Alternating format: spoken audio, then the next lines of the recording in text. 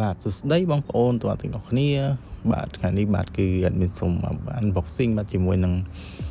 បាទ iPhone 7ហ្នឹងបាទនេះជាលើកទី1ផងដែរបាទដែលកំងតាមបាទគឺ TikTok បាទកំងតាម TikTok ណាបាទអញ្ចឹងឥឡូវយើង unboxing តែម្ដងទៅបាទយើងវះមកបាទនេះគឺ iPhone 7ធម្មតាពណ៌ខ្មៅបាទវះមកយើងឃើញបាទមានបាទស្រោមថ្លាមួយបាទស្រោមនេះគឺស្អាតដែរបាទប្រភេទស្រោមសេរីថ្មីស៊ីលីកូនថ្លាណាបន្ទាប់មកបាទមានការវេចខ្ចប់បាទប្រភេទបាទសំណាញ់ស្នោបាទជាមួយនឹងបាទថងពងត្រីមួយតង់ទៀតបាទការវេចខ្ចប់របស់គាត់ពិតជាទុកដាក់មែនតើបាទអញ្ចឹងសម្រាប់តួនេះបាទរៀងបាទស្ទើរបន្តិចបាទស៊ីខេសស៊ីណាបាទរៀងអុចបាទច្រើនមែនតើដោយសារខ្ញុំយកនេះខ្ញុំយកថ្មខ្ពស់បាទត្រឹម98បាទជាសម្រាប់ដើមផ្សេងវាមានបាទស្អាតដែរប៉ុន្តែសម្រាប់ថ្មបាទរៀងស្ទើរបាទថ្មបាទត្រឹម8ជាងនិងក្រោម8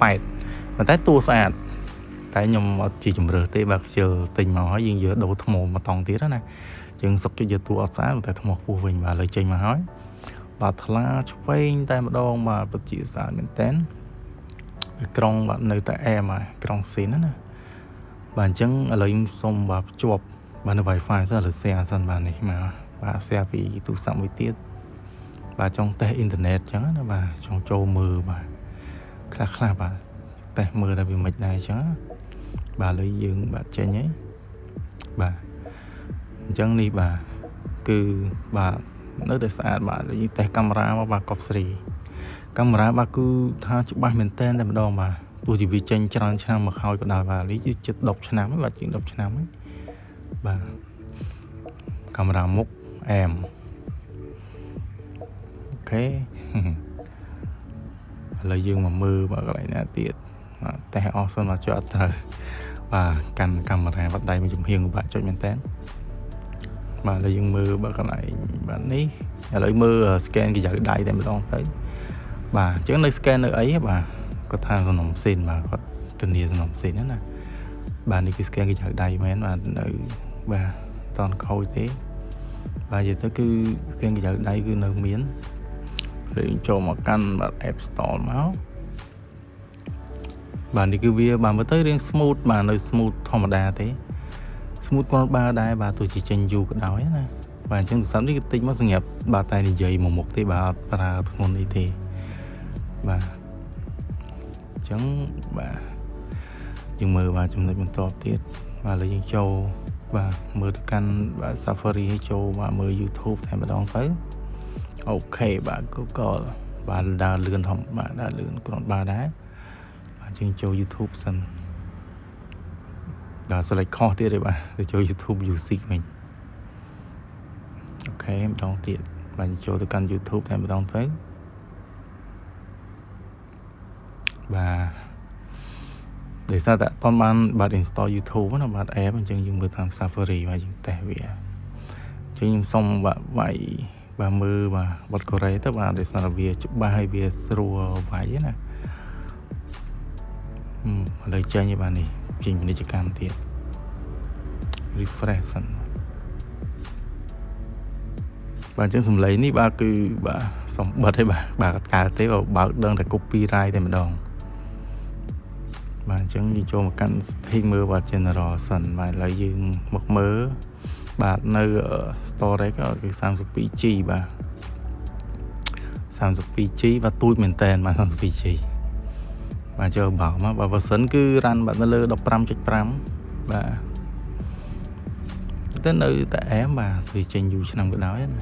យើងដាក់បាទភាគរយថ្មមកឥឡូវចូលមើលសុខភាពថ្មបាទគឺ98ពេញតែម្ដងបាទជាល្អមែនតើបាទស្រាលបាទតូចបាទកាមេរ៉ាបាទមូបាទរៀងក្រាស់ជាង6បាទឥឡូវយើងមកបាទឥឡូវដាក់ខេសមើលបាទចង់ដឹងវាបាទរំលេចបាទនៅសម្រស់បន្ថែមប៉ុន្មានណាដាក់ទៅគឺស្អាតមួយយ៉ាងដែរបាទវារៀងក្រាស់ហើយរៀងធ្ងន់បាទជាងពាក់ទៅដាក់ខេសបាទ smooth អមែនតើនិយាយទៅបាទនៅតែស្រឡាញ់បាទឃើញក្រុងមកគឺចាំងកញ្ចក់តែម្ដងមកបាទទៅជាមួយនឹងកាមេរ៉ាបាទគឺនៅតែអែមដដែលបាទឥឡូវយើង zoom មើលនេះអូខេច្បាស់មែនតើ បាទនៅតែលងបាទស្រឡាញ់បាទនៅប្រភេទទូរស័ព្ទបាទតូចបែបនេះបាទអញ្ចឹងមកតម្លៃត្រឹមតែបាទ$35ទេបាទនៅក្នុង page របស់គាត់ណាគាត់លក់បាទគឺ page Daro Shop នៅក្នុង TikTok អ្នកគ្នាសើចទៅឃើញបាទគាត់មានលក់ប្រភេទទូរស័ព្ទស៊េរីចាស់ដូចជាប្រភេទ XR ប្រភេទបាទ7ឬក៏6អីចឹងណាបាទគាត់មានពីច្រើនក៏មានប្រភេទទូរស័ព្ទស៊េរីចាស់ច្រើនបាទគឺប្រភេទ7ឬក៏6អីចឹងទៅបាទអញ្ចឹងសម្រាប់ទូរស័ព្ទមួយនេះផងដែរខ្ញុំបានបាទតេស្តជាមួយនឹងបាទ YouTube ជាមួយនឹង TikTok រួចហើយបាទគឺវាដើរ smooth មែនតើដោយសារតែមុនដែលខ្ញុំបាទក្រោយថតវីដេអូនោះគឺខ្ញុំបានដំឡើងរួចអស់ហើយបាទ TikTok អីចឹងណាបាទគឺ smooth ល្អ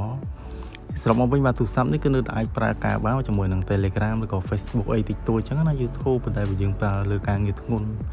ឬក៏ទៅធ្វើបាទទៅលេង game លេងអីគឺវារៀងចាប់បន្តិចបាទទូរស័ព្ទនេះគឺអូបាទមែនតើចាប់ក្តៅបាទអញ្ចឹងបើសិនជាបាទបងប្អូនបាទមាន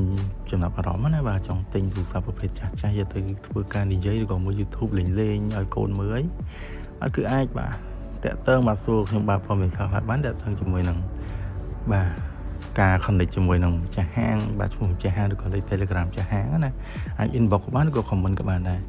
បាទអញ្ចឹងសូមចប់វីដេអូនេះត្រឹមនេះបាទពេញចិត្តវីដេអូនេះសូមជួយបាទ share បាទជាមួយនឹង follow page អ្នកមួយផងបាទអរគុណច្រើនជួបគ្នានៅវីដេអូក្រោយ